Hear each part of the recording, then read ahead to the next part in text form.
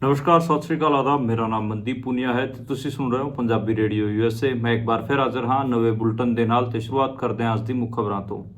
ਪ੍ਰਧਾਨ ਮੰਤਰੀ ਨਰਿੰਦਰ ਮੋਦੀ ਨੇ ਇੱਕ ਵਾਰ ਫਿਰ ਪਾਕਿਸਤਾਨ ਦਾ ਜ਼ਿਕਰ ਕੀਤਾ ਹੈ। ਉਹ ਅੱਜ ਮੱਧ ਪ੍ਰਦੇਸ਼ ਦੇ ਖਰਗੋਨ 'ਚ ਇੱਕ ਚੁਣਾਵੀ ਰੈਲੀ ਨੂੰ ਸੰਬੋਧਿਤ ਕਰ ਰਹੇ ਸੀ, ਜਿਸ 'ਚ ਉਹਨਾਂ ਨੇ ਕਿਹਾ ਕਿ ਕਾਂਗਰਸ ਪਾਰਟੀ ਵਾਸਤੇ ਪਾਕਿਸਤਾਨ ਵੱਲੋਂ ਟਵੀਟਾਂ ਆ ਰਹੀਆਂ ਹਨ ਤੇ ਉਹਦੇ ਬਦਲੇ ਕਾਂਗਰਸ ਪਾਰਟੀ ਪਾਕਿਸਤਾਨ ਵਾਲਿਆਂ ਨੂੰ ਕਲੀਨ ਚਿੱਟ ਦੇ ਰਹੀ ਹੈ। ਪ੍ਰਧਾਨ ਮੰਤਰੀ ਨਰਿੰਦਰ ਮੋਦੀ ਨੇ ਆਪਣੀ ਚੋਣ ਸਭਾ 'ਚ ਨਾ ਸਿਰਫ ਪਾਕਿਸਤਾਨ ਦਾ ਜ਼ਿਕਰ ਕੀਤਾ, ਬਲਕਿ ਮੁਸਲਮਾਨਾਂ ਤੇ ਵੀ ਹਮਲਾ ਬੋਲਦਿਆਂ ਇਹ ਕਿਹਾ ਕਿ ਮੁਲਕ ਵੋਟ ਜਿਹਾਦ ਤੋਂ ਨਹੀਂ ਚੱਲੂਗਾ, ਬਲਕਿ ਰਾਮ ਰਾਜ ਤੋਂ ਚੱਲੂਗਾ। ਕਾਂਗਰਸ ਪਾਰਟੀ ਦੀ ਵੱਡੀ ਆਗੂ ਸੋਨੀਆ ਗਾਂਧੀ ਨੇ ਇੱਕ ਵੀਡੀਓ ਸੰਦੇਸ਼ ਜਾਰੀ ਕਰਕੇ ਕਿਹਾ ਹੈ ਕਿ ਮੁਲਕ ਦੇ ਹਰ ਕੋਨੇ ਤੋਂ ਬੇਰੁਜ਼ਗਾਰ, ਆਦਿਵਾਸੀ, ਮਾਈਨੋਰਿਟੀ ਅਤੇ ਮਹਿਲਾਵਾਂ 'ਤੇ ਅਤਿਆਚਾਰ ਹੋ ਰਹੇ ਹਨ ਅਤੇ ਇਹ ਸਾਰਾ ਕੁਝ ਬੀਜੇਪੀ ਅਤੇ ਨਰਿੰਦਰ ਮੋਦੀ ਦੀ ਨੀਅਤ ਕਰਕੇ ਹੈਗਾ। ਪ੍ਰਧਾਨ ਮੰਤਰੀ ਨਰਿੰਦਰ ਮੋਦੀ ਵੱਲੋਂ ਮੁਸਲਮਾਨਾਂ ਦੇ ਰਿਜ਼ਰਵੇਸ਼ਨ ਤੇ ਇਸ਼ੂ ਬਣਾਏ ਜਾਣ ਤੋਂ ਬਾਅਦ ਲਾਲੂ ਯਾਦਵ ਨੇ ਇੱਕ ਵਾਰ ਫਿਰ ਨਰਿੰਦਰ ਮੋਦੀ ਤੇ ਹਮਲਾ ਬੋਲਦਿਆਂ ਕਿਹਾ ਹੈ ਕਿ ਨਰਿੰਦਰ ਮੋਦੀ ਨੂੰ ਇਹ ਨਹੀਂ ਪਤਾ ਕਿ ਰਿਜ਼ਰਵੇਸ਼ਨ ਬੈਕਵਰਡਨੈਸ ਦੇ ਆਧਾਰ ਤੇ ਦਿੱਤਾ ਜਾਂਦਾ ਹੈ ਜਾਂ ਫਿਰ ਰਿਲੀਜਨ ਦੇ ਆਧਾਰ ਤੇ। ਉਹਨਾਂ ਨੇ ਕਿਹਾ ਕਿ ਰਿਜ਼ਰਵੇਸ਼ਨ ਬੈਕਵਰਡਨੈਸ ਦੇ ਆਧਾਰ ਤੇ ਦਿੱਤਾ ਜਾਂਦਾ ਹੈ। ਨਰਿੰਦਰ ਮੋਦੀ ਨੇ ਮੰਡਲ ਕਮਿਸ਼ਨ ਦੀ ਰਿਪੋਰਟ ਨਹੀਂ ਪੜ੍ਹੀ ਹੈ, ਇਸ ਕਰਕੇ ਉਹ ਇਸ ਕਿਸਮ ਦੀ ਬਿਆਨਬਾਜ਼ੀ ਕਰ ਰਹੇ ਹਨ ਤੇ ਉਹਨਾਂ ਨੇ ਕਿਹਾ ਕਿ ਮੁਸਲਮਾਨਾਂ ਨੂੰ ਰਿਜ਼ਰਵੇਸ਼ਨ ਮਿਲਣਾ ਚਾਹੀਦਾ। ਕਾਂਗਰਸ ਦੀ ਨੈਸ਼ਨਲ ਮੀਡੀਆ ਕੋਆਰਡੀਨੇਟਰ ਰਾਧਿਕਾ ਖੇੜਾ ਬੀਜੇਪੀ 'ਚ ਸ਼ਾਮਿਲ ਹੋ ਗਈ ਹੈ। ਉਹਨਾਂ ਨਾਲ ਬਾਲੀਵੁੱਡ ਦੇ ਵੱਡੇ ਐਕਟਰ ਸ਼ੇਖਰ ਸੁਮਨ ਵੀ ਬੀਜੇਪੀ 'ਚ ਸ਼ਾਮਿਲ ਹੋਏ ਹਨ। ਰਾਧਿਕਾ ਖੇੜਾ ਦੇ ਕਾਂਗਰਸ ਨੂੰ ਛੱਡ ਕੇ ਬੀਜੇਪੀ ਤੇ ਜਾਣ ਤੇ ਛੱਤੀਸਗੜ੍ਹ ਦੇ ਸਾਬਕਾ ਸੀਐਮ ਭੂਪੇਸ਼ ਬਘੇਲ ਨੇ ਪ੍ਰਤੀਕਿਰਿਆ ਦਿੱਤੀ ਹੈ ਤੇ ਕਿਹਾ ਹੈ ਕਿ ਇਹ ਸਾਰਾ ਮਾਮਲਾ ਸਕ੍ਰਿਪਟਡ ਸੀ। ਉਹਨਾਂ ਨੇ ਪੂਰੇ ਇੱਕ ਹਫ਼ਤੇ ਤੱਕ ਇੱਥੇ ਕਾਂਗਰਸ ਦੇ ਵਿੱਚ ਡਰਾਮਾ ਕੀਤਾ ਤੇ ਉਹ ਭਾਜਪਾ ਤੇ ਸਾਰੇ ਤੇ ਕੀਤਾ ਸੀਗਾ। ਹੁਣ ਉਹ ਬੀਜੇਪੀ 'ਚ ਸ਼ਾਮਿਲ ਹੋ ਗਈ ਹੈ ਤੇ ਉਹਨੂੰ ਇਹ ਦੱਸਣਾ ਚਾਹੀਦਾ ਕਿ ਇਹ ਡਰਾਮਾ ਕਿਸ ਦੇ ਕਹਿਣ ਤੇ ਉਹਨਾਂ ਨੇ ਕ੍ਰੀਏਟ ਕੀਤਾ ਸੀ। ਜੰਮੂ ਕਸ਼ਮੀਰ ਦੇ ਵੱਡੇ ਆਗੂ ਫਾਰੂਕ ਅਬਦੁੱਲਾ ਨੇ ਪ੍ਰਧਾਨ ਮੰਤਰੀ ਨਰਿੰਦਰ ਮੋਦੀ ਵੱਲੋਂ ਮੁਸਲਮਾਨਾਂ ਦੇ ਹਮਲੇ ਤੇ ਕਿਹਾ ਹੈ ਕਿ ਅਸੀਂ ਜਦੋਂ ਹਿੰਦੁਸਤਾਨ 'ਚ ਸ਼ਾਮਿਲ ਹੋਏ ਸੀ ਉਦੋਂ ਗਾਂਧੀ ਦਾ ਹਿੰਦੁਸਤਾਨ ਸੀ, ਜਿਹਦੇ 'ਚ ਧਰਮ ਵਾਲੇ ਆਧਾਰ ਤੇ ਕੋਈ ਭੇਦਭਾਵ ਨਹੀਂ ਕੀਤਾ ਜਾਂਦਾ ਸੀ। ਅਸੀਂ ਮੋਦੀ ਦੇ ਹਿੰਦੁਸਤਾਨ 'ਚ ਸ਼ਾਮਿਲ ਨਹੀਂ ਹੋਏ ਸੀ। ਅਸੀਂ ਦੁਬਾਰੇ ਗਾਂਧੀ ਦਾ ਹਿੰਦੁਸਤਾਨ ਬਣਾਉਣਾ ਚਾਹੁੰਦੇ ਹਾਂ, ਜਿਸ 'ਚ ਇਨਸਾਨਾਂ ਨਾਲ ਹਮਦਰਦੀ ਰੱਖੀ ਜਾ ਸਕੇ ਤੇ ਹਿੰਦੂ ਮੁਸਲਮਾਨ ਕਰਕੇ ਸਾਰਾ ਕੁਝ ਤਬਾਹ ਨਾ ਕੀਤਾ ਜਾਏ। ਅਰਵਿੰਦ ਕੇਜਰੀਵਾਲ ਦੀ ਜ਼ਮਾਨਤ ਤੇ ਅੱਜ ਸੁਪਰੀਮ ਕੋਰਟ ਨੇ ਸੁਣਵਾਈ ਕਰਦਿਆਂ ਕੋਈ ਫੈਸਲਾ ਨਹੀਂ ਦਿੱਤਾ ਹੈ ਅਤੇ ਸੁਪਰੀਮ ਕੋਰਟ ਨੇ ਇਹ ਸੰਕੇਤ ਦਿੱਤੇ ਹਨ ਕਿ ਉਹਨਾਂ ਦੀ ਜ਼ਮਾਨਤ ਯਾਚਕਾ ਤੇ ਅਗਲੇ ਕੁਝ ਦਿਨਾਂ 'ਚ ਸੁਣਵਾਈ ਹੋਊਗੀ। ਇਸ ਤੋਂ ਇਲਾਵਾ ਆਮ ਆਦਮੀ ਪਾਰਟੀ ਦੇ ਵੱਡੇ ਆਗੂ ਮਨੀਸ਼ ਸਿਸੋਦੀਆ ਦੀ ਜ਼ਮਾਨਤ ਤੇ ਯਾਚਕਾ ਤੇ ਰਾਉਜ਼ ਐਵਨਿਊ ਕੋਰਟ ਨੇ 15 ਮਈ ਤੱਕ ਜੁਡੀਸ਼ੀਅਲ ਕਸਟਡੀ ਐਕਸਟੈਂਡ ਕਰ ਦਿੱਤੀ ਹੈ। ਉਹ 15 ਮਈ ਤੱਕ ਦੁਬਾਰੇ ਜੇਲ੍ਹ 'ਚ ਰਹਿਣਗੇ।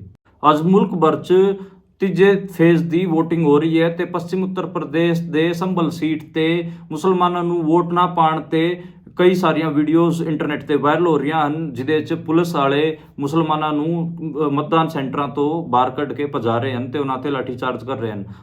ਕਈ ਮੁਸਲਮਾਨ ਇਲਾਕਿਆਂ 'ਚ ਇਹ ਸਾਰਾ ਕੁਝ ਦੇਖਿਆ ਗਿਆ ਤੇ ਇਹਦੀ ਵੀਡੀਓਜ਼ ਇੰਟਰਨੈਟ ਤੇ ਵਾਇਰਲ ਹਨ। ਝਾਰਖੰਡ ਦੇ ਵਿੱਚ ਕਾਂਗਰਸ ਦੇ ਮੰਤਰੀ ਆਲਮਗੀਰ ਦੇ ਨਿੱਜੀ ਸਚਿਵ ਦੇ ਘਰ ਤੋਂ 35 ਕਰੋੜ 23 ਲੱਖ ਰੁਪਇਆ ਈਡੀ ਨੂੰ ਬਰਾਮਦ ਹੋਇਆ ਹੈ। ਉਸ ਤੋਂ ਬਾਅਦ ਆਲਮਗੀਰ ਨੇ ਇਹ ਕਿਹਾ ਹੈ ਕਿ ਇਹ ਸਰਕਾਰੀ ਕਰਮਚਾਰੀ ਸੀਗਾ। ਮੇਰੇ ਤੋਂ ਇਲਾਵਾ ਇਹ ਪਹਿਲਾਂ ਵੀ 2 ਮੰਤਰੀਆਂ ਦਾ ਨਿੱਜੀ ਸਚਿਵ ਰਹਿ ਚੁੱਕਿਆ ਹੈ ਤੇ ਦੇਖਣਾ ਹੋਊਗਾ ਕਿ ਇਹ ਪੈਸਾ ਕਿਵੇਂ ਆਇਆ ਹੈ ਤੇ ਈਡੀ ਇਹਦੀ ਜਾਂਚ ਕਰ ਰਹੀ ਹੈ। ਪ੍ਰਧਾਨ ਮੰਤਰੀ ਨਰਿੰਦਰ ਮੋਦੀ ਨੇ ਅੱਜ ਤੀਜੀ ਫੇਜ਼ ਦੀ ਵੋਟਿੰਗ ਦੌਰਾਨ ਆਪਣਾ ਵੋਟ ਪਾਇਆ ਹੈਗਾ। ਉਹਨਾਂ ਨੇ ਗੁਜਰਾਤ ਦੇ ਅਹਿਮਦਾਬਾਦ ਦੇ ਵਿੱਚ ਆਪਣਾ ਵੋਟ ਪਾਇਆ ਹੈ ਤੇ ਉੱਥੇ ਉਹਨਾਂ ਨੇ ਕੋਡ ਆਫ ਕੰਡਕਟ ਦਾ ਵੀ ਉਲੰਘਣ ਕੀਤਾ। ਜਦੋਂ ਵੋਟ ਪਾਉਣ ਜਾ ਰਹੇ ਸੀ ਉਦੋਂ ਬੀਜੇਪੀ ਦੇ ਝੰਡੇ ਲੱਗੇ ਹੋਏ ਸੀਗੇ ਤੇ ਲਗਾਤਾਰ ਗਾਜੇ ਬਾਜੇ ਨਾਲ ਉਹ ਬੀਜੇਪੀ ਨੂੰ ਵੋਟ ਪਾਉਣ ਦੀ ਅਪੀਲ ਵੀ ਉੱਥੇ ਕਰ ਰਹੇ ਸੀਗੇ। ਉਸ ਤੋਂ ਬਾਅਦ ਪੂਰੇ ਦਿਨ ਸੋਸ਼ਲ ਮੀਡੀਆ ਤੇ ਇਸ ਤੇ ਇਸ਼ੂ ਬਣਿਆ ਰਿਹਾ। ਇਸ ਸੀਟ ਤੋਂ ਅਮਿਤ ਸ਼ਾਹ ਚੋਣ ਲੜ ਰਹੇ ਹਨ। ਅੱਜ ਮੁਲਕ ਭਰ 'ਚ ਤੀਜੇ ਫੇਜ਼ ਦੀ ਵੋਟਿੰਗ ਖਤਮ ਹੋ ਚੁੱਕੀ ਹੈ ਤੇ ਵੋਟਿੰਗ ਦੌਰਾਨ ਤਕਰੀਬਨ 60% ਵੋਟਿੰਗ ਦੇਖਣ ਨੂੰ ਮਿਲੀ ਹੈ। ਇਹ ਡਾਟਾ 5 ਵਜੇ ਤੱਕ ਦਾ ਹੈਗਾ ਤੇ ਬਾਕੀ ਟੋਟਲ ਡੇਟਾ ਕੱਲ ਅਪਡੇਟ ਕੀਤਾ ਜਾਊਗਾ। ਉਸ ਤੋਂ ਪਹਿਲਾਂ ਵੀ ECI ਨੇ ਕਈ ਦਿਨਾਂ ਬਾਅਦ ਫਾਈਨਲ ਡੇਟਾ ਪ੍ਰਸਤੁਤ ਕੀਤਾ ਸੀਗਾ। ਇਹ ਸੀਗੀਆਂ ਅੱਜ ਦੀਆਂ ਮੁੱਖ ਖਬਰਾਂ। ਹੁਣ ਕਰਦੇ ਹਾਂ ਪੈਣਾ ਖਬਰਾਂ ਦਾ ਵਿਸ਼ਲੇਸ਼ਣ ਤੇ ਸ਼ੁਰੂਆਤ ਕਰਦੇ ਹਾਂ ਸਭ ਤੋਂ ਪਹਿਲੀ ਖਬਰ ਤੋਂ। ਉਹ ਹੈਗੀ ਪ੍ਰਧਾਨ ਮੰਤਰੀ ਨਰਿੰਦਰ ਮੋਦੀ ਦੀ ਚੋਣ ਸਭਾ ਵਾਲੀ। ਪ੍ਰਧਾਨ ਮੰਤਰੀ ਨਰਿੰਦਰ ਮੋਦੀ ਅੱਜ ਮੱਧ ਪ੍ਰਦੇਸ਼ ਦੇ ਖਰਗੋਨ ਦੇ ਵਿੱਚ ਇੱਕ ਚੋਣ ਸਭਾ ਨੂੰ ਸੰਬੋਧਿਤ ਕਰ ਰਹੇ ਸੀ। ਉੱਥੇ ਉਹਨਾਂ ਨੇ 2 ਆਪਣੇ ਫੇਵਰੇਟ ਜੁਮਲੇ ਕੱਢੇ, ਇੱਕ ਤਾਂ ਪਾਕਿਸਤਾਨ ਵਾਲਾ, ਇੱਕ ਮੁਸਲਮਾਨਾਂ ਤੇ ਹਮਲੇ ਵਾਲਾ। ਪਾਕਿਸਤਾਨ ਤੇ ਉਹਨਾਂ ਨੇ ਕੀ ਕਿਹਾ? ਪਾਕਿਸਤਾਨ ਤੇ ਉਹਨਾਂ ਨੇ ਕਿਹਾ ਕਿ ਦੇਖੋ ਜਿਹੜਾ ਸੀਮਾ ਪਾਰ ਤੋਂ ਜਿਹੜੀ ਸਰਹੱਦ ਹੈ ਉਹਦੇ ਪਾਰ ਤੋਂ ਕਾਂਗਰਸ ਵਾਸਤੇ ਟਵੀਟਾਂ ਆਉਣ ਲੱਗੀਆਂ ਨੇ ਤੇ ਇਹਦੇ ਬਦਲੇ ਕਾਂਗਰਸ ਵਾਲੇ ਪਾਕਿਸਤਾਨ ਨੂੰ ਕਲੀਨ ਚਿੱਟ ਦੇ ਰਹੇ ਨੇ। ਉਹਨਾਂ ਨੇ ਚੰਨੀ ਦਾ ਨਾਂ ਲਏ ਬਿਨਾਂ ਇਹ ਕਿਹਾ ਕਿ ਕਾਂਗਰਸ ਦਾ ਇੱਕ ਸਾਬਕਾ ਸੀਐਮ ਤਾਂ ਪਾਕਿਸਤਾਨ ਦੇ ਹਮਲੇ ਨੂੰ ਕਲੀਨ ਚਿੱਟ ਦੇ ਰਿਹਾ ਹੈ। ਇਸ ਤੋਂ ਇਲਾਵਾ ਉਹਨਾਂ ਨੇ ਪਾਕਿਸਤਾਨ ਕਈ ਵਾਰ ਆਪਣੀ ਸਪੀਚ 'ਚ ਕੀਤਾ ਤੇ ਕਾਂਗਰਸ ਨੂੰ ਪਾਕਿਸਤਾਨ ਵੱਲੋਂ ਸਪਾਂਸਰਡ ਪਾਰਟੀ ਇਨਡਾਇਰੈਕਟਲੀ ਘੋਸ਼ਿਤ ਕਰਨ ਦੀ ਕੋਸ਼ਿਸ਼ ਕੀਤੀ ਹੈਗੀ ਆ। ਇਹ ਹਰ ਚੋਣਾਂ 'ਚ ਆਪਾਂ ਦੇਖਦੇ ਹਾਂ ਪਾਕਿਸਤਾਨ ਉਹਨਾਂ ਦੇ ਜ਼ਬਾਨ ਤੋਂ ਹੁੰਦਾ ਹੀ ਹੈ, ਮੁਸਲਮਾਨ ਵੀ ਹੁੰਦੇ ਨੇ ਤੇ ਮੁਸਲਮਾਨਾਂ ਬਾਰੇ ਕੀ ਕਿਹਾ ਉਹ ਵੀ ਸੁਣ ਲਓ। ਮੁਸਲਮਾਨਾਂ ਬਾਰੇ ਉਹਨਾਂ ਨੇ ਕਿਹਾ ਕਿ ਇਹ ਲੋਕਾਂ ਨੂੰ ਡਿਸਾਈਡ ਕਰਨਾ ਪਊਗਾ ਕਿ ਇਹ ਜਿਹੜਾ ਮੁਲਕ ਹੈਗਾ ਇਹ ਵੋਟ ਜਿਹਾਦ ਤੋਂ ਚੱਲੂਗਾ ਜਾਂ ਫਿਰ ਰਾਮ ਰਾਜ ਤੋਂ ਚੱਲੂਗਾ। ਇਹ ਮਤਲਬ ਤੁਸੀਂ ਦੇਖ ਲਓ, ਇਹ ਸਰੇਆਮ ਕਮਿਊਨਲ ਸਪੀਚ ਹੈਗਾ ਤੇ ECI election commission of India ਇਹਦੇ ਉੱਤੇ ਕੋਈ ਕਾਰਵਾਈ ਨਹੀਂ ਕਰ ਰਹੀ ਹੈ। ਇਹ ਅੱਜ ਖਰਗੋਨ ਦੇ ਵਿੱਚ ਸੀਗਾ। ਉਸ ਤੋਂ ਬਾਅਦ ਪ੍ਰਧਾਨ ਮੰਤਰੀ ਨਰਿੰਦਰ ਮੋਦੀ ਨੇ ਅਹਿਮਦਾਬਾਦ ਆਪਣਾ ਜਿਹੜਾ ਤੀਜੀ ਫੇਜ਼ ਦੀ VOTING ਚੱਲ ਰਹੀ ਹੈ ਉੱਥੇ ਆਪਣਾ ਵੋਟ ਵੀ ਪਾਇਆ। ਉਹ ਜਿਹੜਾ ਅਹਿਮਦਾਬਾਦ ਸ਼ਹਿਰ ਹੈਗਾ ਗੁਜਰਾਤ ਦਾ, ਉਹ ਗਾਂਧੀ ਨਗਰ ਸੀਟ ਵਿੱਚ ਪੈਂਦਾ ਤੇ ਉੱਥੋਂ BJP ਦਾ ਜਿਹੜਾ ਕੈਂਡੀਡੇਟ ਹੈ ਉਹ ਅਮਿਤ ਸ਼ਾਹ ਹੈਗਾ। ਤੇ ਉੱਥੇ ਵੀ ਇਲੈਕਸ਼ਨ ਕਮਿਸ਼ਨ ਆਫ ਇੰਡੀਆ ਨੇ ਜਦੋਂ ਨਰਿੰਦਰ ਮੋਦੀ ਵੋਟ ਪਾਣ ਗਿਆ, ਉੱਥੇ ਇਲੈਕਸ਼ਨ ਕਮਿਸ਼ਨ ਆਫ ਇੰਡੀਆ ਨੇ ਅੱਖਾਂ ਆਪਣੀਆਂ ਬੰਦ ਕਰ ਲਈਆਂ। ਉਹਦਾ ਰੀਜ਼ਨ ਇਹ ਹੈ ਕਿ ਜਦੋਂ ਵੋਟ ਪਾਣ ਗਏ ਉੱਥੇ ਪੂਰੇ ਜਿਹੜਾ ਉਹ ਮਤਦਾਨ ਕੇਂਦਰ ਸੀਗਾ, BJP ਦੇ ਝੰਡੇ ਉੱਥੇ ਲੱਗੇ ਹੋਏ ਸੀਗੇ ਤੇ ਐਦਾਂ ਲੱਗ ਰਿਹਾ ਸੀਗਾ ਜਿਵੇਂ BJP ਦੀ ਰੈਲੀ ਹੋ ਰਹੀ ਹੋਵੇ। ਜਿਹੜਾ ਮਤਦਾਨ ਕੇਂਦਰ ਹੁੰਦਾ ਹੈ ਉੱਥੇ ਕਿਸੇ ਵੀ ਕਿਸਮ ਦੇ ਝੰਡੇ ਨਹੀਂ ਲਾਏ ਜਾ ਸਕਦੇ। ਪਿਛਲੀ ਵਾਰ ਤਾਂ ਤੁਸੀਂ ਇਲੈਕਸ਼ਨ ਯਾਦ ਕਰੋ, ਉਦੋਂ ਵੀ ਪ੍ਰਧਾਨ ਮੰਤਰੀ ਨਰਿੰਦਰ ਮੋਦੀ ਆਪਣੀ ਜਿਹੜੀ ਗਿੱਜੀ ਹੈਗੀ ਆ ਉਹਦੇ ਤੇ ਕਮਲ ਦਾ ਫੂਲ ਲਾ ਕੇ ਵੋਟਾਂ ਪਾਣ ਗਿਆ ਸੀਗਾ ਤੇ ਇਸ ਵਾਰ ਵੀ ਆਪਾਂ ਨੂੰ ਇਹੀ ਦੇਖਣ ਨੂੰ ਮਿਲਿਆ ਹੈਗਾ। ਪਰ ਇਲੈਕਸ਼ਨ ਕਮਿਸ਼ਨ ਉਹਨਾਂ ਦੀ ਕਮਿਊਨਲ ਸਪੀਚ ਤੇ ਵੀ ਚੁੱਪ ਹੈਗਾ ਤੇ ਨਾਲੇ ਨਾਲ ਆਪਾਂ ਗੱਲ ਕਰੀਏ ਤੇ ਉਹਨਾਂ ਦਾ ਜਿਹੜਾ ਅੱਜ VOTING ਪਾਉਣ ਵਾਲਾ ਸੀਗਾ ਸਾਰਾ ਕੁਝ, ਜਿੱਥੇ ਉਹ ਕਮਲ ਦਾ ਇੰਨਾ ਪ੍ਰਚਾਰ ਕਰ ਰਹੇ ਸੀਗੇ, ਫੂਲ ਦਾ, ਆਪਣੇ ਇਲੈਕਸ਼ਨ ਸਿੰਬਲ ਦਾ, ਉਹਦੇ ਤੇ ਵੀ ਇਲੈਕਸ਼ਨ ਕਮਿਸ਼ਨ ਨੇ ਕੋਈ ਕਾਰਵਾਈ ਨਹੀਂ ਕੀਤੀ। ਹਾਲਾਂਕਿ ਜਿਹੜੇ ਵਿਪਕਸ਼ੀ ਪਾਰਟੀਆਂ ਹੈਗੀਆਂ ਉਹਨਾਂ ਨੇ ਸ਼ਿਕਾਇਤਾਂ ਬਹੁਤ ਵਾਰ ਕਰੀਆਂ ਹੈਗੀਆਂ ਪਰ ਕੋਈ ਵੀ ਕਾਰਵਾਈ ਨਹੀਂ ਕੀਤੀ ਗਈ ਹੈ। ਇੱਕ ਵਾਰ ਉਹਨਾਂ ਨੇ ਸਿੰਬੋਲਿਕ 29 ਅਪ੍ਰੈਲ ਦੇ ਨੇੜੇ ਤੇੜੇ ਉਹਨਾਂ ਨੇ ਇੱਕ ਨੋਟਿਸ ਜ਼ਰੂਰ ਦਿੱਤਾ ਸੀਗਾ, ਉਹਦੇ ਤੇ ਰਾਹੁਲ ਗਾਂਧੀ ਨੂੰ ਵੀ ਨੋਟਿਸ ਦਿੱਤਾ ਗਿਆ ਸੀਗਾ ਪਰ ਅੱਜ ਤੱਕ ਨਹੀਂ ਪਤਾ ਚੱਲਿਆ ਕਿ ਉਸ ਨੋਟਿਸ ਦਾ ਕੀ ਬਣਿਆ। ਨਰਿੰਦਰ ਮੋਦੀ ਹੋਰਾਂ ਨੇ ਉਹਦਾ ਨੋਟਿਸ ਦਾ ਕੀ ਜਵਾਬ ਦਿੱਤਾ ਤੇ ਇਲੈਕਸ਼ਨ ਕਮਿਸ਼ਨ ਆਫ ਇੰਡੀਆ ਨੇ ਵੀ ਕੋਈ ਉਹਦੇ ਬਾਰੇ ਪਬਲਿਕ 'ਚ ਕੋਈ ਜਾਣਕਾਰੀ ਨਹੀਂ ਪਾਈ ਹੈ। ਉਹ ਤੋਂ ਅਗਲੀ ਖਬਰ ਦੀ ਗੱਲ ਕਰੀਏ ਆਪਾਂ, ਉਹ ਹੈਗੀ ਸੋਨੀਆ ਗਾਂਧੀ ਦੀ। ਸੋਨੀਆ ਗਾਂਧੀ ਨੇ ਇੱਕ ਵੀਡੀਓ ਸੰਦੇਸ਼ ਜਾਰੀ ਕੀਤਾ ਹੈ। ਇਸ ਵਾਰ ਆਪਾਂ ਦੇਖ ਰਹੇ ਹਾਂ ਕਿ ਜਿਹੜਾ ਇਲੈਕਸ਼ਨ ਚੱਲ ਰਿਹਾ ਹੈ ਲੋਕ ਸਭਾ ਦਾ, ਇਹਦੇ 'ਚ ਕਾਂਗਰਸ ਪਾਰਟੀ ਵੱਲੋਂ ਰਾਹੁਲ ਗਾਂਧੀ ਅਤੇ ਪ੍ਰਿਯੰਕਾ ਗਾਂਧੀ ਜ਼ਿਆਦਾ ਐਕਟਿਵ ਦਿਖਾਈ ਦੇ ਰਹੇ ਨੇ ਜਾਂ ਫਿਰ ਖੜਗੇ ਹੋਰੀ ਹੋ ਗਿਆ, ਦੂਜੇ ਹੋਰ ਆਗੂ ਹੋ ਗਏ, ਪਰ ਸੋਨੀਆ ਗਾਂਧੀ ਆਪਾਂ ਨੂੰ ਗਰਾਊਂਡ ਫੀਲਡ 'ਚ ਦੇਖਣ ਨੂੰ ਨਹੀਂ ਮਿਲ ਰਹੀ। ਤੇ ਸੋਨੀਆ ਗਾਂਧੀ ਰਾਏਬਰੇਲੀ ਦੀ ਸੀਟ ਤੋਂ ਚੋਣ ਲੜਦੀ ਹੁੰਦੀ ਸੀਗੀ। ਉਹਨੇ ਇਸ ਵਾਰ ਲੋਕ ਸਭਾ ਦੇ ਚੋਣਾਂ ਵਿੱਚ ਵੀ ਹਿੱਸਾ ਨਹੀਂ ਲਿਆ, ਕਿੱਥੋਂ ਵੀ ਉਹ ਚੋਣ ਨਹੀਂ ਲੜ ਰਹੀ, ਬਲਕਿ ਰਾਜਸਥਾਨ ਤੋਂ ਉਹ ਰਾਜ ਸਭਾ ਦੀ ਮੈਂਬਰ ਚੁਣ ਕੇ ਗਈ ਹੈਗੀ ਆ। ਤੇ ਜਦੋਂ ਮੈਂਬਰ ਚੁਣੀ ਜਾ ਰਹੀ ਸੀ ਰਾਜ ਸਭਾ ਦੀ, ਉਦੋਂ ਉਹਨਾਂ ਨੇ ਕਿਹਾ ਸੀਗਾ ਕਿ ਮੈਂ ਹੁਣ ਲੋਕ ਸਭਾ ਚੋਣ ਨਹੀਂ ਲੜਾਂਗੀ ਤੇ ਇੱਕ ਹਿਸਾਬ ਨਾਲ ਉਹਨਾਂ ਨੇ ਜਿਹੜੀ ਇਲੈਕਟੋਰਲ ਪੋਲਿਟਿਕਸ, ਐਕਟਿਵ ਪੋਲਿਟਿਕਸ ਉਹ ਤੋਂ ਸੰਨਿਆਸ ਲੈ ਰੱਖਿਆ ਹੈਗਾ।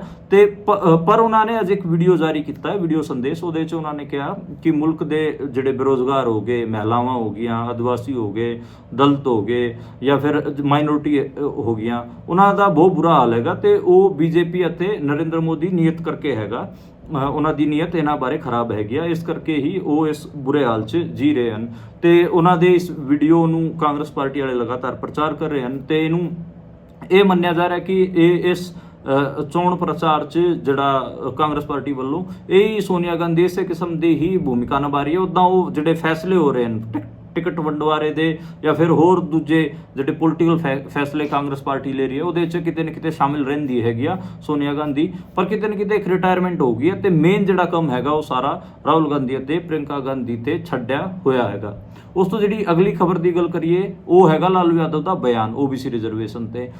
ਪ੍ਰਧਾਨ ਮੰਤਰੀ ਨਰਿੰਦਰ ਮੋਦੀ ਕਈ ਵਾਰ ਕਹਿ ਚੁੱਕੇ ਨੇ ਕਿ ਜਿਹੜਾ OBCs ਦਾ ਰਿਜ਼ਰਵੇਸ਼ਨ ਹੈਗਾ ਕਾਂਗਰਸ ਪਾਰਟੀ ਵਾਲੇ ਸਾਰਾ ਖੋ ਕੇ ਮੁਸਲਮਾਨ ਨੂੰ ਦੇ ਦੇਣਗੇ ਤੇ ਮੁਸਲਮਾਨਾਂ ਦੇ ਰਿਜ਼ਰਵੇਸ਼ਨ ਨੂੰ ਇੱਕ ਇਸ਼ੂ ਬਣਾਉਣ ਦੀ ਕੋਸ਼ਿਸ਼ ਕੀਤੀ। ਉਹਦੇ ਤੇ ਲਾਲੂ ਯਾਦਵ ਨੇ ਇੱਕ ਬਹੁਤ ਵਧੀਆ ਬਿਆਨ ਦਿੱਤਾ। ਲਾਲੂ ਯਾਦਵ ਨੇ ਕਿਹਾ ਕਿ ਪ੍ਰਧਾਨ ਮੰਤਰੀ ਨਰਿੰਦਰ ਮੋਦੀ ਨੂੰ ਇਹ ਹੀ ਨਹੀਂ ਪਤਾ ਕਿ ਜਿਹੜਾ ਰਿਜ਼ਰਵੇਸ਼ਨ ਦਾ ਆਧਾਰ ਹੈਗਾ, ਜਿਹੜਾ ਬੇਸ ਹੈਗਾ, ਉਹ ਰਿਲੀਜਨ ਵਾਲਾ ਨਹੀਂ ਹੈਗਾ, ਉਹ ਸਮਾਜਿਕ ਜਿਹੜਾ ਸੋਸ਼ਲ ਬੈਕਵਰਡਨੈਸ ਹੈ, ਸਮਾਜਿਕ ਪਿਛੜਾਪਣ ਹੈ, ਉਹ ਇਹਦਾ ਆਧਾਰ ਹੈਗਾ। ਇਹਨੇ ਪ੍ਰਧਾਨ ਮੰਤਰੀ ਨਰਿੰਦਰ ਮੋਦੀ ਨੇ ਨਾ ਮੰਡਲ ਕਮਿਸ਼ਨ ਦੀ ਰਿਪੋਰਟ ਪੜ੍ਹੀ ਹੈ, ਨਾ ਕੁਝ ਹੋਰ ਪੜ੍ਹਿਆ ਹੈ, ਇਹ ਸਿਰਫ ਬਿਆਨ ਦੇਈ ਜਾ ਰਿਹਾ ਹੈ। ਤੇ ਇਹ ਲਾਲੂ ਯਾਦਵ ਨੇ ਕਿਹਾ ਕਿ ਤੇ ਲਾਲੂ ਯਾਦਵ ਨੇ ਇਹ ਵੀ ਕਿਹਾ ਕਿ ਮੁਸਲਮਾਨਾਂ ਦਾ ਰਿਜ਼ਰਵੇਸ਼ਨ ਬਣਦਾ ਹੈਗਾ ਤੇ ਅਸੀਂ ਉਹਦਾ ਉੱਤੇ ਤੇ ਪੈਰਾ ਵੀ ਦੇਵਾਂਗੇ। ਉਹਦਾ ਮੈਂ 80 ਦਾ ਦਹਾਕਾ ਤੁਹਾਨੂੰ ਯਾਦ ਕਰਾ ਦੇਵਾਂ, ਪੰਜਾਬ ਦੇ ਵਿੱਚ ਮੂਵਮੈਂਟ ਚੱਲ ਰਹੀ ਸੀਗੀ 86-87 ਦੇ ਵਿੱਚ, ਤੇ ਉਦੋਂ ਜਦੋਂ ਮੰਡਲ ਕਮਿਸ਼ਨ ਦੀ ਰਿਪੋਰਟ ਤੇ ਬਹਿਸ ਹੋ ਰਹੀ ਸੀ, ਉਦੋਂ ਜਿਹੜੇ ਖੜਕੂ ਲਹਿਰ ਵਾਲੇ ਬੰਦੇ ਸੀਗੇ ਉਹਨਾਂ ਨੇ ਮੰਡਲ ਕਮਿਸ਼ਨ ਦੀ ਰਿਪੋਰਟ ਦਾ ਸਮਰਥਨ ਕੀਤਾ ਸੀ ਤੇ ਇਹ ਕਿਹਾ ਸੀਗਾ ਕਿ ਜਿਹੜੇ ਬੈਕਵਰਡ ਹੈਗੇ ਉਹਨਾਂ ਨੂੰ ਇਸ ਕਿਸਮ ਦਾ ਰਿਜ਼ਰਵੇਸ਼ਨ ਮਿਲਣਾ ਚਾਹੀਦਾ। ਤੇ ਉਹਨਾਂ ਨੇ ਜਿਹੜੇ ਹੋਰ ਬਹੁਜਨ ਸੀਗੇ ਤੇ ਹੋਰ ਜਿਹੜੇ ਜਿਨ੍ਹਾਂ ਨਾਲ ਧੱਕਾ ਹੁੰਦਾ ਇੰਡੀਆ ਦੇ ਵਿੱਚ, ਉਹਨਾਂ ਨੂੰ ਆਪਣੇ ਨਾਲ ਰਲਾਉਣ ਦੀ ਕੋਸ਼ਿਸ਼ ਵੀ ਕੀਤੀ ਸੀ, ਇੱਕ ਫਰੰਟ ਵੀ ਬਣਾਉਣ ਦੀ ਕੋਸ਼ਿਸ਼ ਕੀਤੀ ਸੀਗੀ। ਉਸ ਤੋਂ ਜੇ ਅਗਲੀ ਆਪਾਂ ਖਬਰ ਦੀ ਗੱਲ ਕਰੀਏ, ਉਹ ਹੈਗੀ ਆ ਰਾਧਿਕਾ ਖੇੜਾ ਬਾਰੇ। ਰਾਧਿਕਾ ਖੇੜਾ ਤੁਹਾਨੂੰ ਪਤਾ ਕਿ ਕਾਂਗਰਸ ਦੀ ਨੈਸ਼ਨਲ ਮੀਡੀਆ ਕੋਆਰਡੀਨੇਟਰ ਹੁੰਦੀ ਸੀਗੀ, ਪਰ ਉਹ ਉਹਨਾਂ ਨੇ ਇਸਤੀਫਾ ਦੇ ਦਿੱਤਾ ਤੇ ਉਹਨਾਂ ਨੇ ਕਿਹਾ ਕਿ ਮੈਂ ਰਾਮ ਮੰਦਿਰ ਦੇ ਦਰਸ਼ਨ ਕਰਨ ਗਈ ਸੀ, ਉਸ ਤੋਂ ਬਾਅਦ ਹੀ ਕਾਂਗਰਸ ਪਾਰਟੀ ਨੇ ਮੈਨੂੰ ਆਈਸੋਲੇਟ ਕਰ ਦਿੱਤਾ ਸੀ। ਇਸ ਤੋਂ ਇਲਾਵਾ ਉਹਨਾਂ ਨੇ ਛੱਤੀਸਗੜ੍ਹ ਦੇ ਵਿੱਚ ਇੱਕ ਇਸ਼ੂ ਬਣਾਉਣ ਦੀ ਵੀ ਕੋਸ਼ਿਸ਼ ਕੀਤੀ ਸੀ। ਉਹ ਛੱਤੀਸਗੜ੍ਹ ਦੇ ਕਾਂਗਰਸ ਦੇ ਦਫ਼ਤਰ 'ਚ ਸੀਗੀ, ਉੱਥੇ ਉਹਨਾਂ ਦੀ ਇੱਕ ਵੀਡੀਓ ਵਾਇਰਲ ਹੋਈ ਜਿਹਦੇ 'ਚ ਉਹ ਬਹਿ ਕੇ ਉੱਥੇ ਰੋ ਰਹੀ ਹੈਗੀ ਤੇ ਜ਼ੋਰ ਨਾਲ ਉਹ ਜਿਹੜਾ ਉੱਥੇ ਪ੍ਰਵਕਤਾ ਸੀਗੇ ਕਾਂਗਰਸ ਦੇ ਉਹਨਾਂ ਤੇ ਚੱਲਾ ਰਹੀ ਹੈ। ਤੇ ਉਹ ਵੀਡੀਓ ਵਾਇਰਲ ਹੋਣ ਤੋਂ ਬਾਅਦ ਹੁਣ ਕੱਲ ਉਹਨਾਂ ਨੇ ਇਸਤੀਫਾ ਦਿੱਤਾ ਸੀਗਾ ਤੇ ਅੱਜ ਬੀਜੇਪੀ 'ਚ ਸ਼ਾਮਿਲ ਹੋ ਗਏ ਹੈਗੇ ਆ। ਤੇ ਰਾਧਿਕਾ ਖੇੜਾ ਨਾਲ ਜਿਹੜੇ ਬਾਲੀਵੁੱਡ ਦੇ ਐਕਟਰ ਹੈਗੇ ਆ ਸ਼ੇਖਰ ਸੁਮਨ, ਜਿਹਦਾ ਠੀਕ ਠਾਕ ਨਾਂ ਹੈਗਾ, ਵੱਡਾ ਨਾਂ ਹੈ ਸ਼ੇਖਰ ਸੁਮਨ, ਉਹ ਵੀ ਬੀਜੇਪੀ 'ਚ ਸ਼ਾਮਿਲ ਹੋਇਆ ਹੈ। ਤੇ ਇਹਨਾਂ ਦੋਵਾਂ ਦੇ ਸ਼ਾਮਿਲ ਹੋਣ ਤੋਂ ਬਾਅਦ ਜਿਹੜੇ ਛੱਤੀਸਗੜ੍ਹ ਦੇ ਸਾਬਕਾ ਸੀਐਮ ਹੈਗੇ ਆ ਭੂਪੇਸ਼ ਬਘੇਲ ਕਾਂਗਰਸ ਪਾਰਟੀ ਦੇ, ਉਹਨਾਂ ਨੇ ਇੱਕ ਬਿਆਨ ਦੇ ਕੇ ਕਿਹਾ ਕਿ ਰਾਧਿਕਾ ਖੇੜਾ ਨੇ ਜੋ ਕੁਝ ਕੀਤਾ ਇਹਦੀ ਸਕ੍ਰਿਪਟ ਉਹ ਪਹਿਲਾਂ ਇੱਕ ਹਫ਼ਤੇ ਤੋਂ ਪਹਿਲਾਂ ਹੀ ਚਾਲੂ ਕਰ ਰੱਖੀ ਸੀਗੀ। ਉਹਨਾਂ ਨੇ ਪਹਿਲਾਂ ਕਾਂਗਰਸ ਪਾਰਟੀ ਦੇ ਵਿੱਚ ਰੌਲਾ ਪਾਇਆ, ਉੱਥੇ ਰੋਆ ਦੋਈ ਕੀਤੀ ਤੇ ਇਸ ਕਿਸਮ ਦਾ ਮਾਹੌਲ ਬਣਾਇਆ ਕਿ ਦੇਖੋ ਕਾਂਗਰਸ ਪਾਰਟੀ ਤਾਂ ਐਂਟੀ ਰਾਮ ਮੰਦਿਰ ਹੈਗੀ ਆ ਜਾਂ ਫਿਰ ਐਂਟੀ ਵੂਮਨ ਹੈਗੀ ਆ, ਤੇ ਹੁਣ ਉਹ ਬੀਜੇਪੀ 'ਚ ਜਾ ਕੇ ਸ਼ਾਮਿਲ ਹੋ ਗਏ। ਤੇ ਸਾਨੂੰ ਦੱਸੋ ਕਿ ਜਿਹੜੀ ਇਹ ਸਕ੍ਰਿਪਟ ਬਣਾਈ ਹੈਗੀ ਆ ਇਹ ਕਿਹਦੇ ਇਸ਼ਾਰੇ ਤੇ ਬਣਾਈ ਸੀਗੀ ਤੇ ਇਹ ਕਦੋਂ ਤੋਂ ਇਹਨਾਂ ਨੇ ਚਾਲੂ ਕਰ ਰੱਖੀ ਸੀਗੀ। ਹਾਲਾਂਕਿ ਇਹ ਤਾਂ ਆਪਾਂ ਦੇਖ ਹੀ ਰਹੇ ਹਾਂ ਕਿ ਲਗਾਤਾਰ ਕਾਂਗਰਸ ਪਾਰਟੀ ਕਮਜ਼ੋਰ ਹੁੰਦੀ ਜਾ ਰਹੀ ਹੈ। ਉਹਨਾਂ ਦੇ ਜਿਹੜੇ ਬੰਦੇ ਹੈਗੇ ਉਹ ਲਗਾਤਾਰ ਬੀਜੇਪੀ 'ਚ ਸ਼ਾਮਿਲ ਹੋ ਰਹੇ ਹਨ। ਤੇ ਉਸ ਤੋਂ ਪਹਿਲਾਂ ਗੌਰਵ ਵੱਲਭ ਹੋਰੀ ਹੋ ਗਏ, ਹੋਰ ਦੂਜੇ ਆਗੂ ਹੋ ਗਏ, ਬਹੁਤ ਸਾਰੇ ਸਾਬਕਾ ਸੀਐਮ ਵੀ ਬੀਜੇਪੀ 'ਚ ਜਾ ਚੁੱਕੇ ਹਨ। ਤੇ ਜਿਹੜੀ ਕਾਂਗਰਸ ਪਾਰਟੀ ਹੈ ਆਰਗੇਨਾਈਜੇਸ਼ਨਲੀ ਇਹਦੇ ਤੇ ਕੋਈ ਕੰਮ ਨਹੀਂ ਕਰ ਰਹੀ ਹੈ, ਬਲਕਿ ਮੈਂ ਤਾਂ ਇਹ ਕਹਾਂਗਾ ਕਿ ਜਿਹੜੀ ਕਾਂਗਰਸ ਪਾਰਟੀ ਹੈ ਉਹ ਤਾਂ ਆਪਣੇ ਆਰਗੇਨਾਈਜੇਸ਼ਨ ਨੂੰ ਹੋਰ ਕਮਜ਼ੋਰ ਕਰ ਰਹੀ ਹੈ। ਇਹਦੇ ਕੋਈ ਸੀਰੀਅਸਲੀ ਇਹਦੇ ਤੇ ਰੀਥਿੰਕ ਨਹੀਂ ਕਰ ਰਹੀ, ਕੋਈ ਮੈਚੁਰਿਟੀ ਵਾਲਾ ਬਿਆਨ ਵੀ ਨਹੀਂ ਦਿੰਦੀ ਹੈਗੀ ਕਿ ਅਸੀਂ ਰੀਥਿੰਕ ਕਰਾਂਗੇ, ਦੇਖਾਂਗੇ ਕਿ ਇਹ ਸਾਰਾ ਮਸਲਾ ਕੀ ਹੈ। ਇਸ ਕਿਸਮ ਦਾ ਕਦੇ ਕੋਈ ਬਿਆਨ ਨਹੀਂ ਆਉਂਦਾ, ਨਾ ਹੀ ਕੋਈ ਕਮੇਟੀ ਬਣਾਉਂਦੇ ਕਿ ਅਗਲੇ ਕਿ ਦੇਖਾਂਗੇ ਕਿ ਸਾਡੇ ਆਰਗੇਨਾਈਜੇਸ਼ਨ 'ਚ ਕੀ ਕਮਜ਼ੋਰੀ ਆ ਰਹੀ ਹੈ ਕਿ ਜਿਹੜੇ ਲੋਕ ਸਾਨੂੰ ਛੱਡ ਕੇ ਜਾ ਰਹੇ ਨੇ। ਤੇ ਮੈਨੂੰ ਲੱਗਦਾ ਕਿ ਜਿਹੜਾ ਆਰਗੇਨਾਈਜੇਸ਼ਨਲ ਸਟਰਕਚਰ ਹੈ ਕਾਂਗਰਸ ਦਾ ਉਹ ਖਾਸਾ ਵੀਕ ਹੈਗਾ ਤੇ ਉਸੇ ਕਰਕੇ ਹੀ ਇੰਨੇ ਜ਼ਿਆਦਾ ਲੋਕ ਕਾਂਗਰਸ ਨੂੰ ਛੱਡ ਕੇ ਬੀਜੇਪੀ 'ਚ ਜਾ ਰਹੇ ਹਨ। ਉਹ ਤੋਂ ਅਗਲੀ ਖਬਰ ਦੀ ਗੱਲ ਕਰੀਏ, ਉਹ ਫਾਰੂਕ ਅਬਦੁੱਲੇ ਦਾ ਬਿਆਨ ਹੈਗਾ। ਫਾਰੂਕ ਅਬਦੁੱਲਾ ਸਾਬਕਾ ਸੀਐਮ ਜੰਮੂ ਕਸ਼ਮੀਰ ਦੇ ਨੈਸ਼ਨਲ ਕਾਨਫਰੰਸ ਦੇ ਵੱਡੇ ਆਗੂ, ਉਹਨਾਂ ਨੇ ਕਿਹਾ ਕਿ ਅਸੀਂ ਜਦੋਂ ਸ਼ਾਮਿਲ ਹੋਏ ਸੀ ਇੰਡੀਆ ਦੇ ਵਿੱਚ ਤੇ ਉਹ ਜਿਹੜਾ ਭਾਰਤ ਸੀਗਾ ਉਹ ਗਾਂਧੀ ਦਾ ਭਾਰਤ ਸੀਗਾ, ਜਿੱਥੇ ਧਰਮ ਦੇ ਆਧਾਰ ਤੇ ਸਾਡੇ ਨਾਲ ਵਿਤਕਰਾ ਨਹੀਂ ਕੀਤਾ ਜਾਂਦਾ ਸੀਗਾ, ਕੋਈ ਭੇਦਭਾਵ ਨਹੀਂ ਕੀਤਾ ਜਾਂਦਾ ਸੀਗਾ। ਤੇ ਹੁਣ ਇਹ ਨਰਿੰਦਰ ਮੋਦੀ ਦਾ ਜਿਹੜਾ ਹਿੰਦੁਸਤਾਨ ਹੈਗਾ ਇਹਦੇ 'ਚ ਆਪਾਂ ਦੇਖ ਰਹੇ ਹਾਂ ਕਿ ਮੁਸਲਮਾਨਾਂ ਨਾਲ ਭੇਦਭਾਵ ਹੋ ਰਿਹਾ ਹੈ। ਤੇ ਉਹਨਾਂ ਨੇ ਕਿਹਾ ਕਿ ਅਸੀਂ ਗਾਂਧੀ ਦੇ ਮੁਲਕ 'ਚ ਸ਼ਾਮਿਲ ਹੋਏ ਸੀ, ਹਿੰਦੁਸਤਾਨ 'ਚ ਸ਼ਾਮਿਲ ਹੋਏ ਸੀ, ਨਾ ਕਿ ਅਸੀਂ ਨਰਿੰਦਰ ਮੋਦੀ ਦੇ ਹਿੰਦੁਸਤਾਨ 'ਚ ਸ਼ਾਮਿਲ ਹੋਏ ਸੀ। ਉਹਨਾਂ ਨੇ ਕਿਹਾ ਕਿ ਅਸੀਂ ਦੁਬਾਰਾ ਗਾਂਧੀ ਦਾ ਮੁਲਕ ਬਣਾਉਣਾ ਚਾਹੁੰਦੇ ਹਾਂ ਜਿੱਥੇ ਇਨਸਾਨੀਅਤ ਹੋਵੇ, ਇਨਸਾਨ ਦੀ ਮਦਦ ਕਰੇ ਬਿਨਾਂ ਹਿੰਦੂ ਮੁਸਲਿਮ ਦੇਖੇ। ਉਸ ਤੋਂ ਜਿਹੜੀ ਅਗਲੀ ਖਬਰ ਹੈਗੀ ਆ ਉਹਦੇ ਬਾਰੇ ਜੇ ਆਪਾਂ ਗੱਲ ਕਰੀਏ, ਉਹ ਆਮ ਆਦਮੀ ਪਾਰਟੀ ਬਾਰੇ ਹੈਗੀ ਆ। ਆਮ ਆਦਮੀ ਪਾਰਟੀ ਦੇ ਦਿੱਲੀ ਤੋਂ ਮੁੱਖ ਮੰਤਰੀ ਜਿਹੜੇ ਕਿ ਅਰਵਿੰਦ ਕੇਜਰੀਵਾਲ ਹੈਗੇ ਆ, ਉਹ ਜੇਲ੍ਹ 'ਚ ਬੈਠੇ ਹੈਗੇ ਆ। ਉਹਨਾਂ ਦੀ ਜ਼ਮਾਨਤ ਯਾਚਕਾ ਸੁਪਰੀਮ ਕੋਰਟ ਦੇ ਵਿੱਚ ਅੱਜ ਸੁਣਵਾਈ ਚੱਲ ਰਹੀ ਸੀਗੀ, ਜਿਹਦੇ 'ਚ ਜਿਹੜੇ ਈਡੀ ਵੱਲੋਂ ਤੁਸ਼ਾਰ ਮਹਿਤਾ ਹੋਰੀ ਪ੍ਰਸਤੁਤ ਹੋਏ ਸੀਗੇ। ਉਹਨਾਂ ਨੇ ਸਾਫ਼ ਕਿਹਾ ਕਿ ਅਰਵਿੰਦ ਕੇਜਰੀਵਾਲ ਨੂੰ ਤੁਸੀਂ ਸਿਰਫ ਇਸ ਕਰਕੇ ਜ਼ਮਾਨਤ ਨਹੀਂ ਦੇ ਸਕਦੇ ਕਿ ਇੱਕ ਸੂਬੇ ਦਾ ਮੁੱਖ ਮੰਤਰੀ ਹੈਗਾ, ਤੇ ਸੁਪਰੀਮ ਕੋਰਟ ਨੇ ਕਿਹਾ ਸੀ ਇਸ ਆਧਾਰ ਤੇ ਨਹੀਂ ਦੇ ਰਹੇ ਹਾਂ ਇਹਨੂੰ ਜ਼ਮਾਨਤ, ਅਸੀਂ ਮੈਰਿਟ ਹੀ ਕੰਸੀਡਰ ਕਰਾਂਗੇ, ਪਰ ਤੁਸੀਂ ਖਾਮਖਾਹ ਨੂੰ ਅਪੋਜ਼ ਨਾ ਕਰੋ। ਉਸ ਤੋਂ ਇਲਾਵਾ ਅੱਜ ਸੁਪਰੀਮ ਕੋਰਟ ਨੇ ਕੋਈ ਇਹਦੇ ਤੇ ਫੈਸਲਾ ਨਹੀਂ ਸੁਣਾਇਆ, ਬਲਕਿ ਉਹਨਾਂ ਨੇ ਇੱਕ ਸੰਕੇਤ ਦੇ ਦਿੱਤਾ ਕਿ ਅਸੀਂ ਆਉਣ ਵਾਲੇ ਦਿਨਾਂ 'ਚ ਇਸ ਪੂਰੇ ਮਾਮਲੇ ਦੇ ਵਿੱਚ ਸੁਣਵਾਈ ਕਰਾਂਗੇ। ਕੱਲ ਵੀ ਆਪਾਂ ਦੇਖਿਆ ਸੀਗਾ ਕਿ ਇਸ ਤਰੀਕੇ ਨਾਲ ਉਹਨਾਂ ਨੇ ਸੰਕੇਤ ਦੇ ਕੇ ਛੱਡ ਦਿੱਤੇ ਸੀਗੇ। ਹੁਣ ਦੇਖਣਾ ਹੋਊਗਾ ਕਿ ਕੀ ਅਰਵਿੰਦ ਕੇਜਰੀਵਾਲ ਬਾਹਰ ਆ ਪਾਣਗੇ ਜਾਂ ਨਹੀਂ ਆ ਪਾਣਗੇ। ਈਡੀ ਨੇ ਅੱਜ ਇੱਕ ਮਾਰਕੇ ਦੀ ਗੱਲ ਹੋਰ ਕਹੀ ਹੈ। ਈਡੀ ਨੇ ਕਿਹਾ ਕਿ ਪਹਿਲਾਂ ਅਸੀਂ ਜਦੋਂ ਇਸ ਕੇਸ ਨੂੰ ਇਨਵੈਸਟੀਗੇਟ ਕਰ ਰਹੇ ਸੀ ਉਦੋਂ ਸਾਨੂੰ ਨਹੀਂ ਲੱਗਦਾ ਸੀਗਾ ਕਿ ਅਰਵਿੰਦ ਕੇਜਰੀਵਾਲ ਵੀ ਇਹਦੇ ਵਿੱਚ ਇਨਵੋਲਵ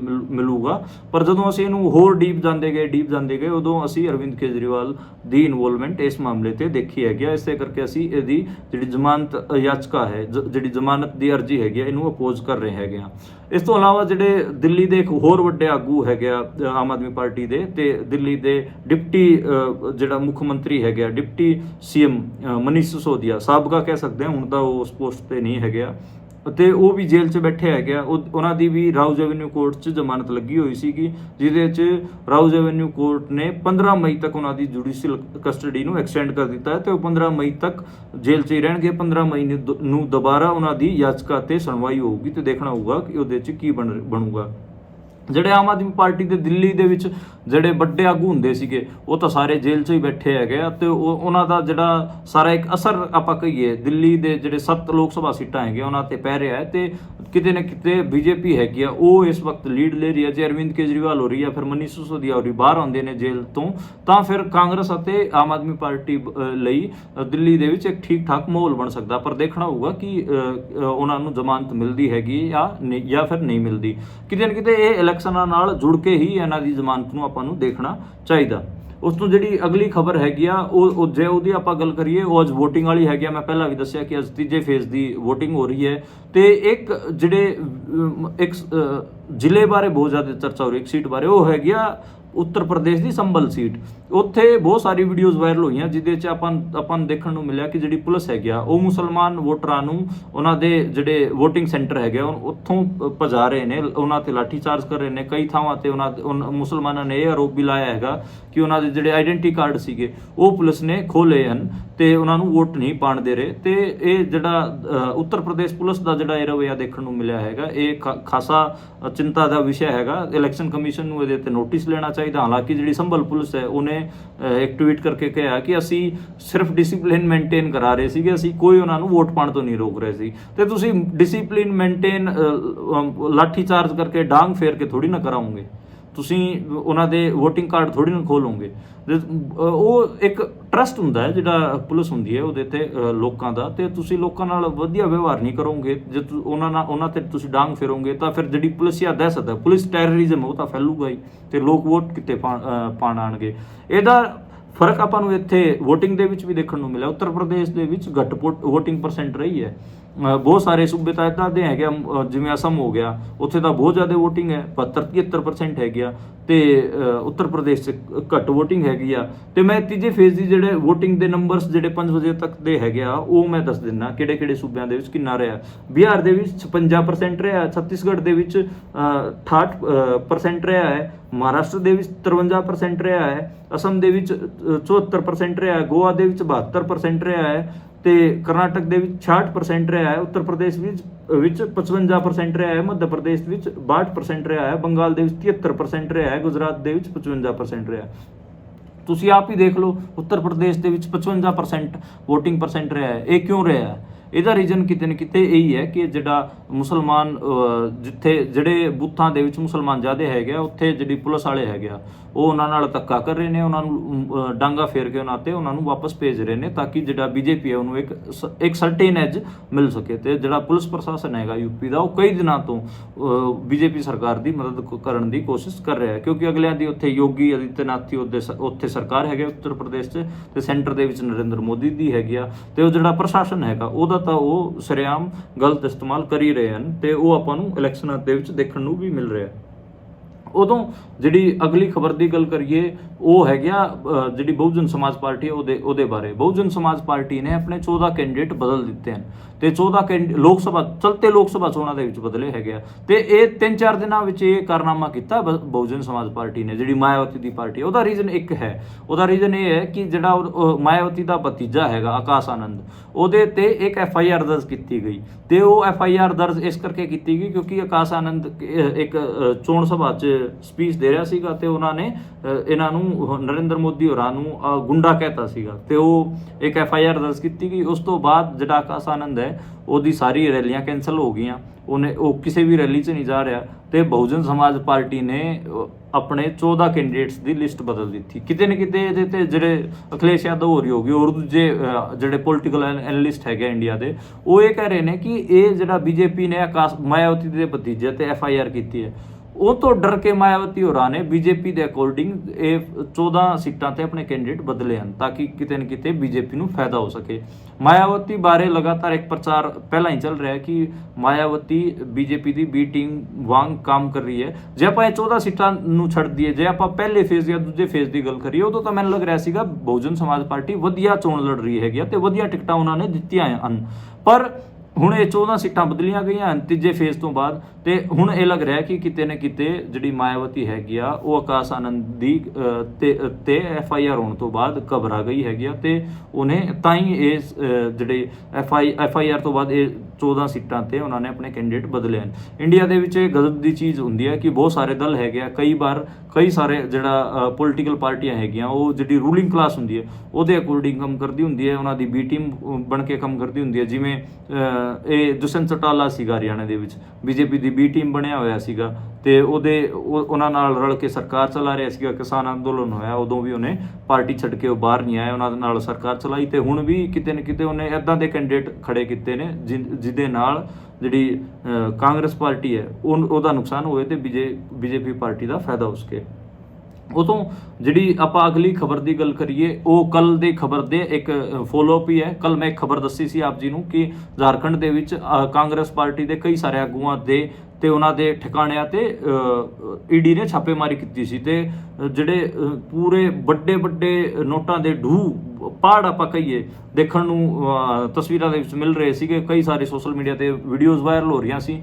ਉਹਨਾਂ ਦਾ ਅੱਜ ਕਿਤੇ ਨਾ ਕਿਤੇ ਕਲੈਰੀਫਿਕੇਸ਼ਨ ਆ ਗਈ ਹੈ। ED ਨੇ ਅੱਜ ਦੱਸਿਆ ਹੈ ਕਿ ਅਸੀਂ ਜਿਹੜਾ ਕਾਂਗਰਸ ਦਾ ਉੱਥੋਂ ਮੰਤਰੀ ਹੈਗਾ ਗ੍ਰਾਮੀਣ ਵਿਕਾਸ ਮੰਤਰੀ ਆਲਮਗੀਰ, ਉਹਦੇ ਨਿੱਜੀ ਸਚਿਵ ਯਾਨੀ ਕਿ ਜਿਹੜਾ ਪਰਸਨਲ ਸੈਕਟਰੀ ਹੈ ਉਹਦੇ ਘਰ ਤੋਂ ਉਹਨਾਂ ਨੂੰ 35 ਕਰੋੜ 23 ਲੱਖ ਰੁਪਇਆ ਮਿਲਿਆ, ਜਿਹੜਾ ਕਿ ਇੱਕ ਵੱਡਾ ਅਮਾਊਂਟ ਹੈ। 35 ਕਰੋੜ ਰੁਪਇਆ ਕੈਸ਼ ਮਿਲਿਆ ਤੇ ਉਸ ਤੋਂ ਬਾਅਦ ਜਦੋਂ ਆਲਮਗੀਰ ਹੋਰਾਂ ਤੋਂ ਪੁੱਛਿਆ ਗਿਆ ਕਿ ਇਹ ਕੀ ਹੈ ਤੁਹਾਡੇ ਨਿੱਜੀ ਸਚਿਵ ਤੋਂ, ਤੇ ਉਹਨਾਂ ਨੇ ਕਿਹਾ ਕਿ ਇਹ ਨਿੱਜੀ ਸਚਿਵ ਤਾਂ ਸਰਕਾਰੀ ਕਰਮਚਾਰੀ ਹੈਗਾ, ਮੇਰਾ ਪਰਸਨਲ ਕਾਰਜਕਰਤਾ ਤਾਂ ਹੈ ਨਹੀਂ, ਇਹ ਮੇਰੇ ਤੋਂ ਪਹਿਲਾਂ ਵੀ 2 ਮੰਤਰੀਆਂ ਨਾਲ ਕੰਮ ਕਰ ਚੁੱਕਿਆ ਹੈ, ਪਤਾ ਨਹੀਂ ਕੀ ਚੀਜ਼ ਹੈ।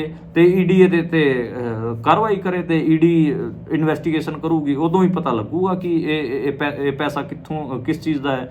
ਪਰ ਕਿਤੇ ਨਾ ਕਿਤੇ ਮੈਂ ਵੀ ਝਾਰਖੰਡ ਦੇ ਬਹੁਤ ਸਾਰੇ ਪੱਤਰਕਾਰਾਂ ਨੂੰ ਜਾਣਦਾ, ਉਹਨਾਂ ਨਾਲ ਮੇਰੀ ਗੱਲਬਾਤ ਹੋ ਰਹੀ ਸੀ। ਉਹਨਾਂ ਤੋਂ ਮੈਂ ਪੁੱਛਿਆ ਕਿ ਕੀ ਮਾਮਲਾ ਹੈਗਾ, ਕੀ ਲੱਗ ਰਿਹਾ ਹੈ, ਤੇ ਉਹਨਾਂ ਨੇ ਕਿਹਾ ਕਿ ਇਹ ਮਾਮਲਾ ਇਹ ਹੈ ਕਿ ਜਿਹੜਾ ਇਹ ਆਲਮਗੀਰ ਹੈਗਾ ਇਹਨੂੰ ਉੱਥੇ ਜਿਹੜਾ ਇੰਡੀਆ ਗਠਬੰਧਨ ਹੈ, ਜਿਹੜਾ ਝਾਰਖੰਡ ਮੁਕਤੀ ਮੋਰਚਾ ਤੇ ਕਾਂਗਰਸ ਦਾ ਉੱਥੇ ਅਲਾਇੰਸ ਹੈਗਾ, ਉੱਥੇ ਇਹਨਾਂ ਦਾ ਇਲੈਕਸ਼ਨ ਮੈਨੇਜ ਕਰਨ ਦਾ ਜ਼ਿੰਮਾ ਦਿੱਤਾ ਹੋਇਆ ਸੀਗਾ ਤੇ ਸਾਰਾ ਪੈਸਾ ਇਹਦੇ ਕੋਲ ਹੀ ਸੀ। ਇਹਨੇ ਹੀ ਝਾਰਖੰਡ ਦੇ ਇਲੈਕਸ਼ਨਾਂ ਦੇ ਵਿੱਚ ਪੈਸੇ ਖਰਚ ਕਰਨੇ ਸੀ ਤੇ BJP ਵਾਲਿਆਂ ਨੇ ED ਤੋਂ ਇਹਦੇ ਘਰੇ ਹੀ ਛਾਪਾ ਮਰਵਾਤਾ ਤੇ ਇਸ ਕਰਕੇ ਹੁਣ ਕਾਂਗਰਸ ਕੋਲ ਉੱਥੇ ਫੰਡ ਦੀ ਸ਼ੋਰਟੇਜ ਰਹੂਗੀ। ਇਹ ਥਿਊਰੀ ਮੈਂ ਕੱਲ ਵੀ ਆਪ ਜੀ ਨੂੰ ਦੱਸੀ ਸੀ ਤੇ ਅੱਜ ਵੀ ਮੈਂ ਦੱਸ ਰਿਹਾ। ਉਸ ਤੋਂ ਇਲਾਵਾ ਅੱਜ ਤੀਜੇ ਫੇਜ਼ ਦੀ VOTING ਦੌਰਾਨ ਵੀ ਆਪਾਂ ਨੂੰ ਦੇਖਣ ਨੂੰ ਮਿਲ ਰਿਹਾ ਕਿ ਬਹੁਤ ਸਾਰੇ ਸੂਬਿਆਂ ਦੇ ਵਿੱਚ ਜਿੱਥੇ ਜਿਹੜਾ BJP ਦੇ ਵਾਸਤੇ ਜਿਹੜਾ ਵਾਤਾਵਰਣ ਹੈ ਉਹ ਬਹੁਤ ਜ਼ਿਆਦਾ ਕੂਲ ਆਪਾਂ ਕਹੀਏ ਹਿੰਦੂਤਵ ਵਾਲੀ ਸੀਟਾਂ ਜਿਹੜੀਆਂ ਹੈਗੀਆਂ ਉੱਥੇ VOTING% ਕਮ ਰਹਿ ਰਿਹਾ। ਹੁਣ ਇਹ ਦੇਖਣਾ ਹੋਊਗਾ ਕਿ ਇਹ VOTING% ਕਿਸ ਕਰਕੇ ਕਮ ਰਹਿ ਰਿਹਾ, ਕਿ ਉੱਥੇ ਜਿਹੜੇ BJP ਬੰਦੇ ਵੋਟ ਪਾਣ ਨਹੀਂ ਜਾ ਰਹੇ ਆ, ਫਿਰ BJP ਦੇ ਪਲੱਸ ਵਾਲੇ ਬੰਦੇ ਨਹੀਂ ਪਾਣ ਜਾ ਰਹੇ। ਅਜੇ ਬਹੁਤ ਸਾਰੀਆਂ ਥਿਊਰੀਜ਼ ਹੈਗੀਆਂ ਉਹ ਸਰਕੂਲੇਟ ਕਰ ਰਹੀਆਂ ਨੇ। ਗੁਜਰਾਤ, ਮੱਧ ਪ੍ਰਦੇਸ਼ ਅਤੇ ਉੱਤਰ ਪ੍ਰਦੇਸ਼, ਇਹਨਾਂ ਤਿੰਨਾਂ ਸੂਬਿਆਂ ਦੇ ਵਿੱਚ ਕਿਤੇ ਨਾ ਕਿਤੇ ਹਿੰਦੂਤਵ ਦਾ ਮਾਹੌਲ ਹੈ। BJP ਵਾਸਤੇ ਇਹਨਾਂ ਨੂੰ ਅਨੁਕੂਲ ਮੰਨਿਆ ਜਾਂਦਾ ਹੈ ਤੇ ਇੱਥੇ VOTING% ਘਟ ਰਹੀ ਹੈ ਤੇ ਦੇਖਣਾ ਹੋਊਗਾ ਕਿ ਉਹ ਕਿਹਦੇ ਫਾਇਦੇ ਵਿੱਚ ਜਾਊਗਾ। ਆਪਾਂ ਫਾਈਨਲ ਰਿਜ਼ਲਟ ਦਾ ਇੰਤਜ਼ਾਰ ਕਰਾਂਗੇ। ਇੰਡੀਆ ਦੇ ਵਿੱਚ 4 ਜੂਨ ਨੂੰ ਫਾਈਨਲ ਰਿਜ਼ਲਟ ਆਣੇ ਨੇ ਤੇ ਇੱਕ ਲਗਭਗ ਮਹੀਨਾ ਰਹਿ ਗਿਆ। ਇੰਡੀਆ ਦੇ ਵਿੱਚ ਡਿਸਾਈਡ ਹੋ ਜਾਊਗਾ ਕਿ ਕਿਹਦੀ ਸਰਕਾਰ ਬਣੂਗੀ। ਤੇ ਅੱਜ ਦੀਆਂ ਖਬਰਾਂ ਦਾ ਆਪਾਂ ਵਿਸ਼ਲੇਸ਼ਣ ਪੇਸ਼ ਕੀਤਾ, ਮੋਟੀਆਂ ਖਬਰਾਂ ਤੇ ਉਹਨਾਂ ਦਾ ਵਿਸ਼ਲੇਸ਼ਣ ਅੱਜ ਇਹੀ ਸੀਗਾ। ਕੱਲ ਆਪਾਂ ਦੁਬਾਰੇ ਮਿਲਾਂਗੇ ਨਵੀਂ ਖਬਰਾਂ ਨਾਲ, ਨਵੇਂ ਵਿਸ਼ਲੇਸ਼ਣ ਨਾਲ। ਤੁਸੀਂ ਪੰਜਾਬੀ ਰੇਡੀਓ ਨੂੰ ਸੁਣਦੇ ਰਹੋ ਤੇ ਦੇਖਦੇ ਰਹੋ। ਸ਼ੁਕਰੀਆ।